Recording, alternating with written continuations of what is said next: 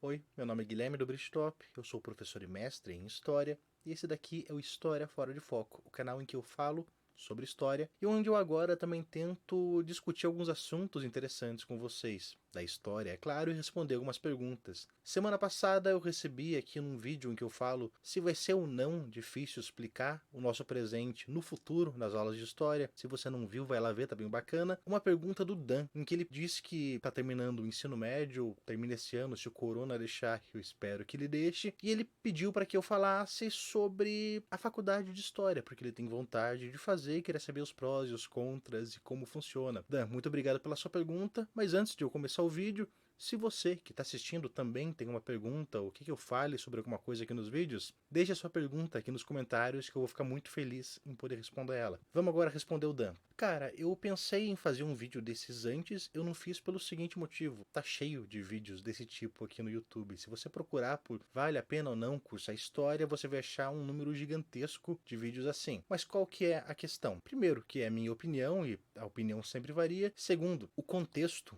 muda muito também. Sabe aquele papo que você com certeza já ouviu várias vezes dizendo que o mundo que você conhecia não existe mais depois do corona? Sem entrar em muita discussão sobre isso, o mundo que você conhece muda a cada momento. Por exemplo, eu sou uma criança que nasceu em 1990, o que significa que esse ano eu faço 30 anos. Ou faria, não vou fazer porque nós temos um acordo. Mas eu nasci num mundo em que quase ninguém tinha acesso à internet, em que você não tinha smartphone, em que tecnologia era uma coisa até um pouco distante pra gente, totalmente diferente hoje em dia. Pesquisas eram feitas em enciclopédias e não no Google, demoravam bem mais. Sei como era ser historiador naquela época porque conheço alguns que viveram aquela época, mas não quero nem imaginar como era. E conforme o tempo vai passando, o mundo vai mudando. Por exemplo, para falar um pouco sobre contexto, quando eu estava no ensino médio, no final, lá no distante 2007, eu perguntei para uma professora de história, falei, eu quero fazer história, vale a pena? E ela me falou que todo mundo fala, você não vai ganhar muito dinheiro e você não vai ficar rico. Então se você que pensa em fazer história, pensa em ficar rico com isso,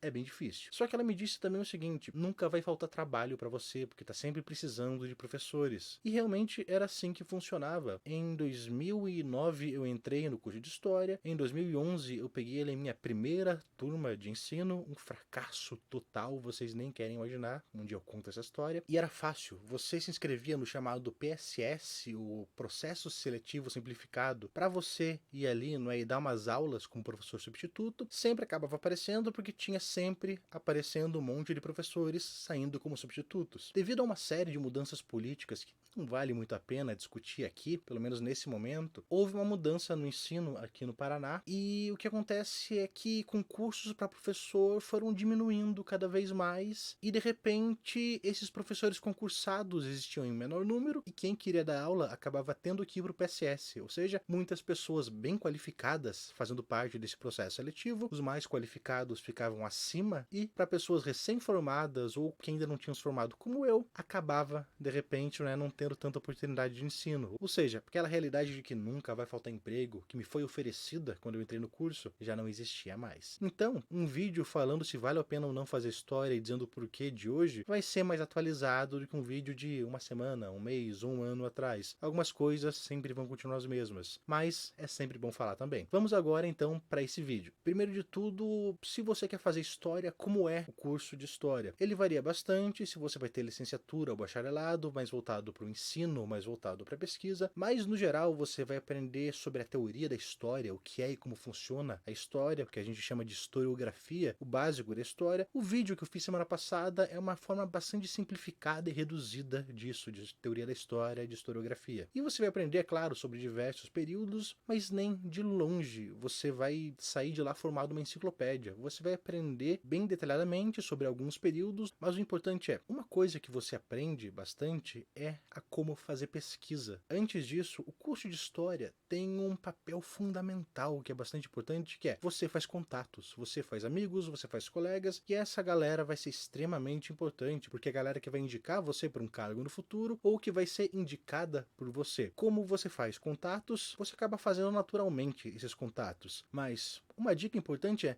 Não seja um grandíssimo filho da... Seja um cara legal. Só isso vai te ajudar a fazer muitos contatos e fazer bons amigos. E, sinceramente, não se preocupe muito com isso de fazer contatos. Tendo bons amigos, você já tá boa parte do caminho andado. Mas é claro, se você tá pensando em fazer história, você com certeza tá pensando muito no mercado de trabalho, não é? Como que é trabalhar, como que é ganhar dinheiro, ganhar bufunfa, ganhar faz-me rir. E sempre tem aquela ideia, cursos que dão dinheiro, cursos que não dão dinheiro. Por exemplo, um curso de certa forma semelhante com a história é o curso de direito. E sempre acaba tendo aquela noção, não, se você se dá bem em história, vá fazer direito. Se você gosta de história, vá fazer direito, porque é um curso que dá bastante dinheiro. Sinceramente, tirando uma área ou outra de um curso ou outro que são extremamente concorridos e bem difíceis de se entrar, dificilmente existe um curso que dá dinheiro. Isso depende, é claro, muito do mercado de trabalho. Uma vantagem do direito em comparação com a história é que o direito vai ter uma série de concursos bastante lucrativos, juiz, promotor, esse tipo de coisa, embora extremamente concorridos também, como você bem sabe, e direito acaba tendo um leque de possibilidades bem grande. Já em história, quais são as possibilidades? Primeira possibilidade é o ensino, a educação. Você acaba fazendo estágio, você aprende a ir em escolas e a dar aulas. O que por vezes é um problema, pelo seguinte, você faz estágio, você tem a teoria,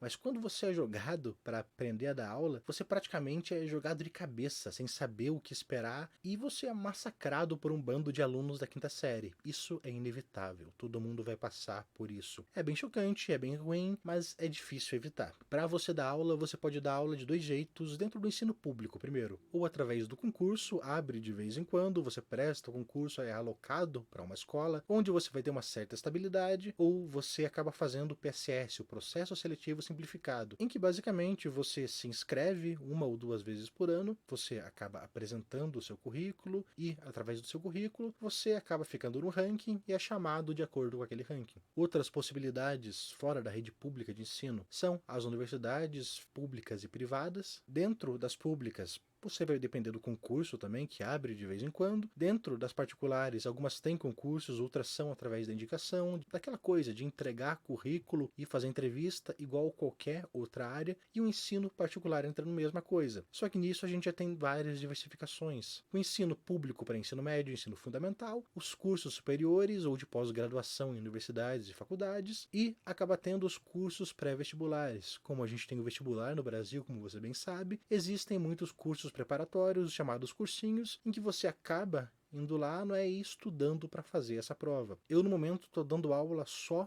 em cursos pré-vestibulares, inclusive eu dou aula numa ONG muito bacana, essa aqui que eu estou usando a camisa, no momento a camiseta, a ONG em Ação, que basicamente é uma ONG que prepara alunos que não têm condição de pagar um curso pré-vestibular ou não têm tempo de fazer durante a semana para que eles vão lá, estudem e consigam passar no vestibular. O leque acaba sendo bastante grande dentro do ensino. Fora do ensino, o que a gente tem? Pesquisa. Pesquisa é bastante importante e é bem legal. Como que funciona a pesquisa? Dentro da universidade, você pode escolher um assunto que você quer estudar. Isso muda o tempo inteiro, não se preocupe. Por exemplo, eu entrei no curso de História querendo estudar a Escócia medieval, guerras de independência da Escócia. Era um cara que gostava muito de Coração Valente e Highlander.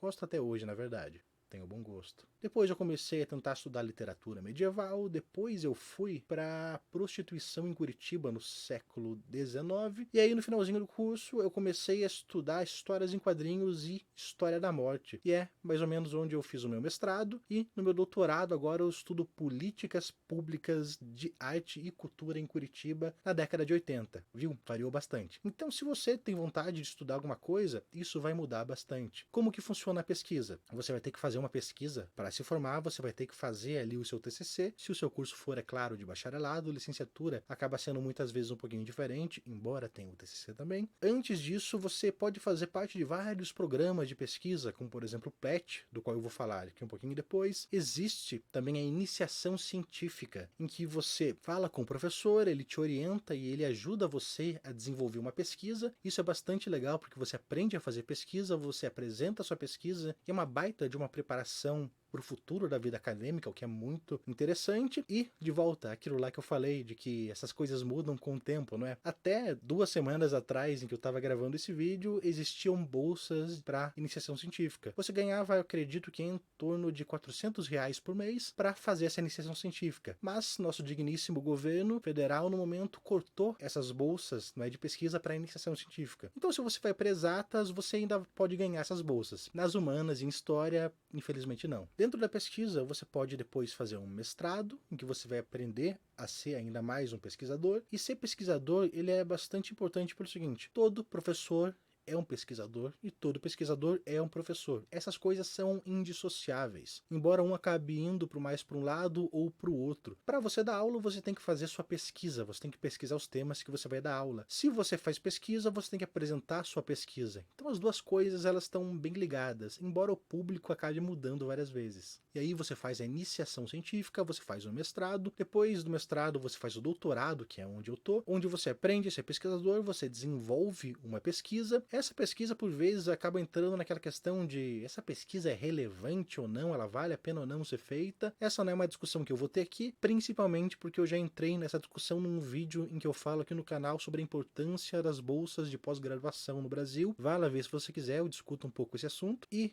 fazendo mestrado, doutorado, você recebe bolsa ainda assim. Então, é uma profissão ser pesquisador. O problema é, mestrado você tem 2 anos de bolsa, doutorado você tem 4 anos de bolsa, e depois a bolsa acaba e você fica desempregado. Então é uma coisa temporária, é uma coisa bacana, mas é bastante complicado. Você pode ir fazendo 1000 mestrados e doutorados para ir vivendo de bolsa? Olha, você pode, mas ninguém faz isso porque não vale a pena. Principalmente porque mestrado e doutorado acabam te qualificando para outros concursos, acabam te ajudando a pontuar mais em concursos, e as pessoas acabam indo para eles. Ainda dentro da pesquisa, tem uma coisa que é muito bacana, que é pesquisa em museu. Você pode ir lá no museu e ajudar a pesquisar. Por exemplo, eu falei aqui do PET. A minha namorada, para eu citar aqui, ela fez parte desse programa que é o PET, em que você aprende ali a fazer pesquisa, você faz várias pesquisas, e uma delas foi feita dentro do Museu Paranaense, em que basicamente foram no acervo para pesquisar alguns itens que existiam ali, mas havia um número muito grande de itens, mas é um órgão público, então não tem dinheiro para contratar pesquisadores para irem lá, não é, e fazerem essa pesquisa. Dentro dessa pesquisa dela, ela acabou encontrando ali algumas moedas, não é, que estavam ali guardadas, fez uma pesquisa sobre essas moedas e descobriu que eram moedas romanas de mais de 2000 anos. Veja só que interessante. A partir disso veio um catálogo, veio uma exposição. Vou colocar o link aqui para vocês, porque dá para você ver online, essas moedas é bem interessante. E você, historiador, pode fazer isso. Pode chegar no museu e dizer, eu quero pesquisar tal coisa. Você vai receber por isso? Você já imagina que não, né? Eu, por exemplo, eu sou colecionador de canetas tinteiro. Eu já tive vontade de ir no museu. Eu tenho vontade, na verdade, de ir no museu e dizer, vocês têm canetas, eu posso catalogar essas canetas e pesquisar a história delas. Por que eu não faço isso? Eu sou um grande de um preguiçoso. E também eu não tenho tempo de mais nada. Com o doutorado, com as aulas, embora esteja na quarentena, e agora com os vídeos que eu tento fazer cada vez mais. Embora, é claro, de vez em quando acabam abrindo concursos para se trabalhar no museu, e por vezes concurso de história, uma especialização em museologia, você pode acabar passando nesse concurso e trabalhando dentro do museu, ou seja, uma nova possibilidade que se abre. E uma última possibilidade que eu não conhecia, mas 2 meus amigos me ajudaram aqui para fazer esse vídeo. Eu perguntei para eles sobre o que eu deveria falar para não deixar nada de fora. Meus bons amigos Felipe Bastos e Gabriel Braga, 2 excelentes historiadores e quase doutores nesse momento. E o querido Gabriel Braga me falou sobre a possibilidade de você ser um historiador do município. Nem todos os municípios têm essa função, mas alguns têm e abrem ali esse cargo de vez em quando através de um concurso que você pode prestar, não é, e se tornar um historiador do município. Ou seja, mais uma possibilidade para você. Além de tudo, tem várias coisas. Você pode ser um consultor. A Rede Globo, quando vai fazer aquelas magníficas obras de época, eles precisam de um consultor, de um historiador. Mas é claro, tudo isso que eu tô falando, trabalhar em museu, ser consultor de Hollywood, de filmes, de rede de televisão ou um historiador do município, são coisas bem mais difíceis. Então, muita gente acaba caindo no ensino. Lembra quando eu falei que um curso como Direito te dá boas possibilidades como ser um juiz ou ser um promotor e que dão muito dinheiro, mas são bem difíceis de se conseguir? História é a mesma coisa. Existem outras possibilidades além do ensino, mas são extremamente difíceis de se conseguir por vezes. Então, muitas das pessoas acabam indo para o ensino. Por isso, você que está pensando em fazer o curso de História, se você não virar professor para sempre, cara, você com certeza vai passar pelo ensino uma hora ou outra, o que não é ruim. Muitas pessoas se descobrem dentro do ensino e veem que é uma coisa maravilhosa. Eu entrei no curso de História querendo ser professor, ironicamente, de cursinho pré-vestibular. No meio do curso eu entrei em sala de aula pela primeira vez e descobri que eu não queria mais ser professor. E alguns anos depois eu voltei a dar aula e eu percebi que eu amo isso e realmente adoro fazer e quero fazer para sempre. E olha só, acabei me tornando professor de cursinho pré-vestibular, o que eu queria lá quando eu entrei no curso de História. Eu espero então que esse vídeo tenha ajudado você, Dan, ou outra pessoa que tenha caído aqui, esteja pensando, eu devo ou não fazer o curso de História. Espero que tenha elucidado você. Se sobrou ainda alguma dúvida ou algo que você quer saber sobre o assunto, pergunta aqui nos comentários que eu vou ficar mais do que feliz em responder ou fazer outro vídeo sobre o assunto. E por fim, só para terminar com aquela pergunta que você que está pensando em fazer curso de História, talvez tenha ouvido dos seus pais, amigos ou outras pessoas que História não é um curso que dá dinheiro.